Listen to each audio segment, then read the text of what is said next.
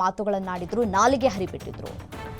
Cinema cutout ಅನ್ನ ನಾನ್ ನೋಡಿಲ್ಲ ಅನ್ನುವಂತಹ ಮಾತುಗಳನ್ನು ಕೂಡ ಆಡಿದ್ರು. ಸಿನಿಮಾ ಮಾಡಿ ಈಗಷ್ಟೇ ಎದ್ದೇಳ್ತಾ ಇದೆ, ನಾನು ಮೇಲಕ್ಕೆ ಬರುವಂತಹ ಪ್ರಯತ್ನಗಳನ್ನು ಮಾಡ್ತಾ ಇದೆ, ಅಷ್ಟೊತ್ತಿಗಾಗ್ಲೇ ನನ್ನ ಮೇಲೆ ಲಾರಿಯನ್ನ ಹತ್ತಿಸಿದ್ರು, ಕಾನೂನಿಗೆ ನಾನು ತಲೆ ಬಾಗ್ತೀನಿ ಅಂತ ಹೇಳ್ತಾ ಇದ್ದಾರೆ ಮಡೆನೂರು ಮನು.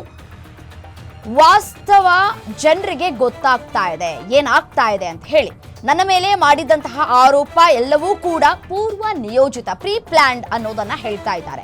ನನ್ನ ಸಿನಿಮಾ ನಿಲ್ಲಿಸೋದಕ್ಕೆ ಪ್ಲಾನ್ ಮಾಡಿದ್ರು. ಸಿನಿಮಾ ಕಟ್ಔಟ್ ಅನ್ನು ಕೂಡ ನಾನು ನೋಡಿಲ್ಲ, ಯಾಕೆಂತಂದ್ರೆ ರಿಲೀಸ್ ಆಗುವ ಹಿಂದಿನ ದಿನ ಎಲ್ಲವೂ ಕೂಡ ಪಬ್ಲಿಕ್ ಆಯಿತು.